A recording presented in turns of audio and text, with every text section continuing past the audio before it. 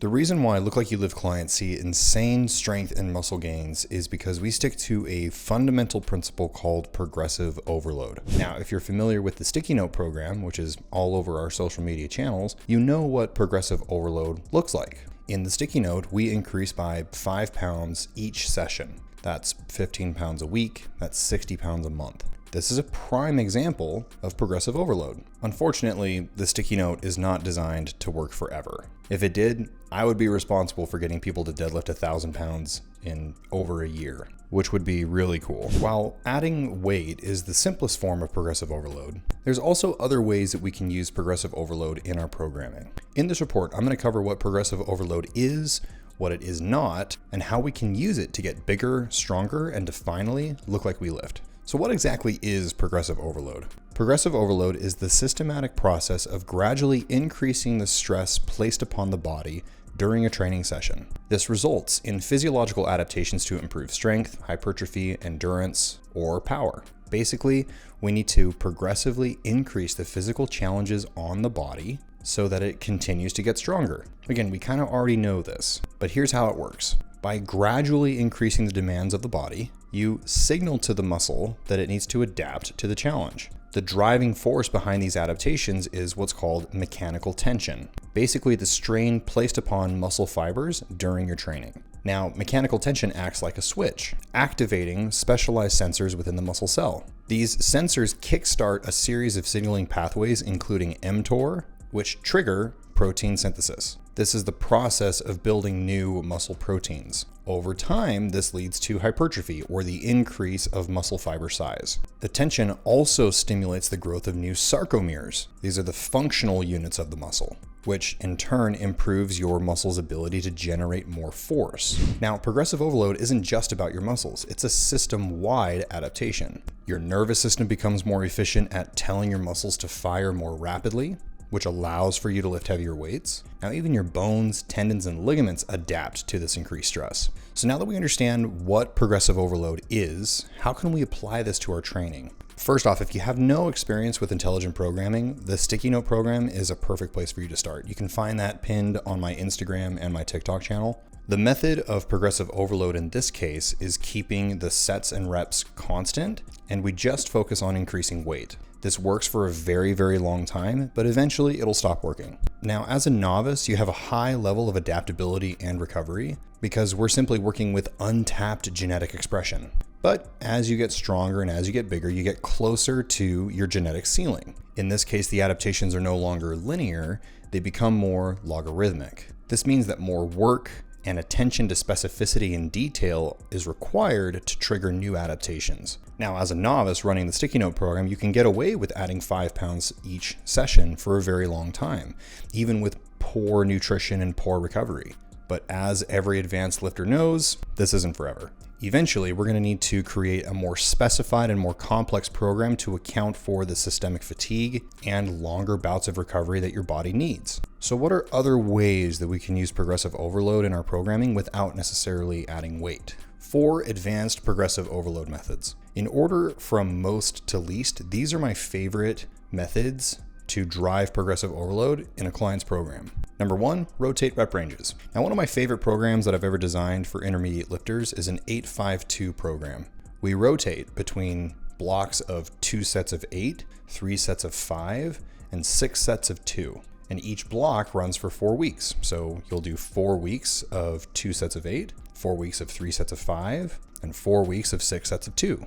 The goal will remain the same as the Sticky Note program, but will increase by 5 pounds in each one of these rep ranges. However, since the rep range changes every 4 weeks, we're actually triggering different neuromuscular adaptations. For example, for the 8 rep range, we see more adaptations in muscular endurance and metabolic stress. For sets of 2, we see more adaptations in force production and power production. And 5 reps is the best of both worlds. That's one of the reasons why we stay around 4 to 5 reps for the Sticky Note program.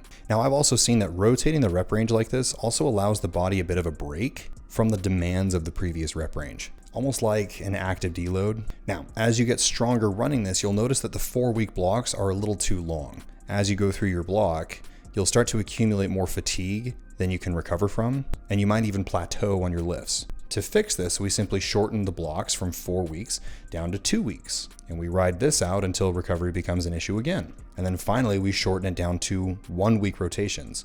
So week 1, you've got your 8s, week 2, you've got your 5s, week 3, you got your 2s, and then you just repeat that. Most people are able to ride out this style of programming for about a year. So it works very well for a very long time. Number 2, use conjugates. We can create progressive overload with minimal changes to your program by simply rotating out the major lift with a conjugate. Using lifts that are similar to the major lift will drive novel adaptations. This also allows for us to improve the weak points of a major lift. Now, when you strengthen the weak point of a major lift, this allows for you to break through plateaus and continue to drive up heavier weights. For example, we can use the following lifts to replace a low bar back squat. We could use a box squat, a front squat, a belt squat. For the deadlift, we could simply use a stiff leg deadlift, a good morning, a deficit deadlift, or a rack pull. Now, the conjugate exercise should be similar enough to the major lift, but different enough that we can see novel adaptations. So if we're talking about the squat, a leg extension probably wouldn't be the best conjugate. It's just not similar enough. Now, if you're going to use a conjugate, the programming that you're using would stay the same. The only variable that changes is just the exercise. Number 3, time under tension techniques. We can change the time that a muscle is under tension to drive additional hypertrophic gains. Now, in the academic world, time under tension is currently under scrutiny. But in my own anecdotes of working with clients and myself for 12 years, we've seen additional strength gains from using time under tension techniques. So here's 3 major ways we can make that work. Number 1 is the concentric. The concentric portion of the lift is the active contracting of the muscle fibers, or the shortening of the muscle. In a bicep curl, that's the actual curl of the repetition. In a squat, that is the ascent from the bottom. Another way to think about concentric is the portion of the lift where you're going against gravity. Now, we can create variability in our programming by either lengthening the concentric or shortening it.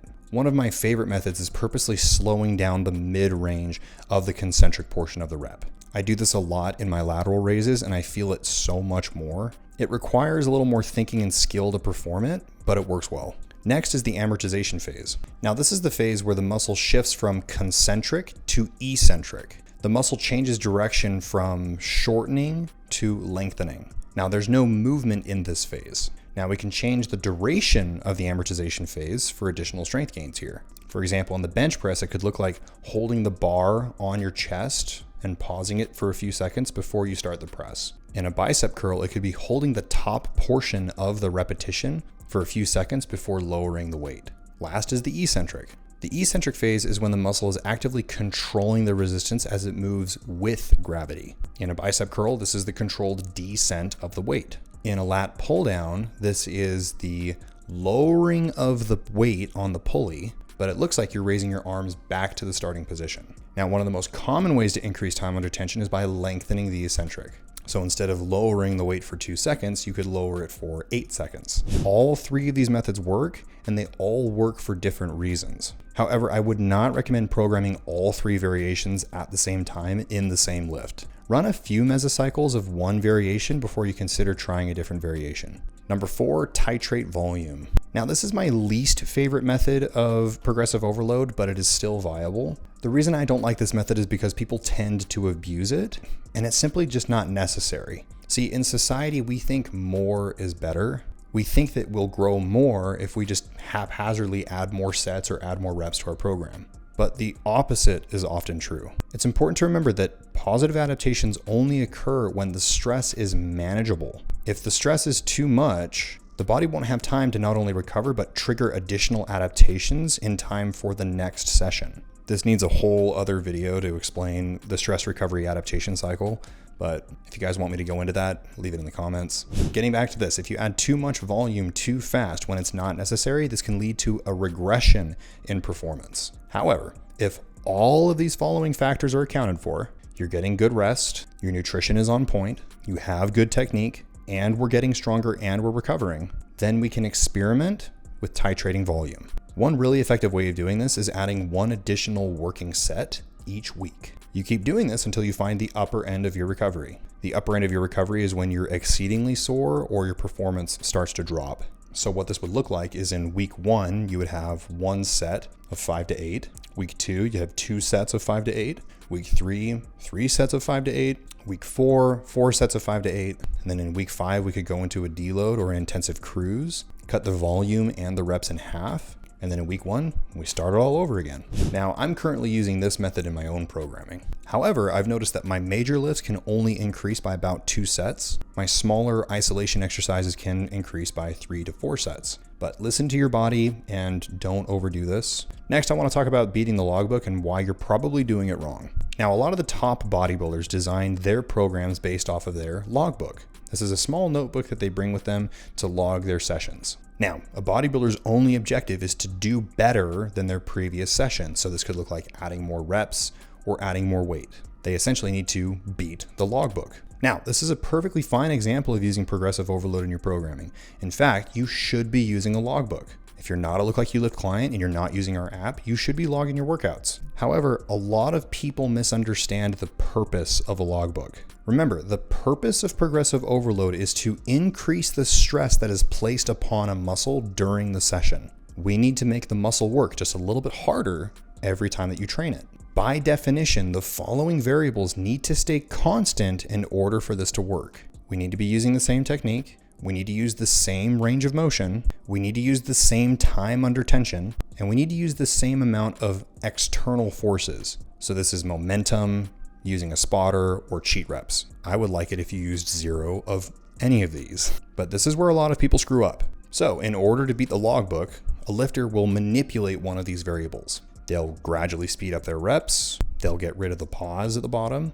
They might squat a little more shallow. They might swing the weight around during a bicep curl, or a spotter might actually help more than they should. Now, according to the logbook, this looks like they beat their last session, but in the muscle, there's no additional growth. This is bad data. If the only way that you're beating your logbook is by cheating a little more each week, you're not driving additional mechanical tension.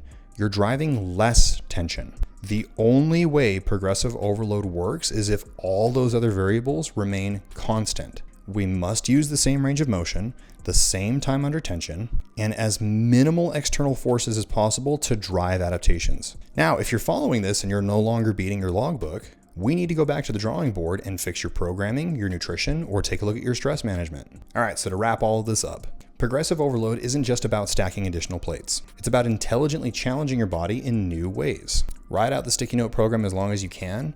Feel free to use any of these progressive overload methods in your own programming. Let me know how it goes for you. Like and subscribe. We'll see you in the next one.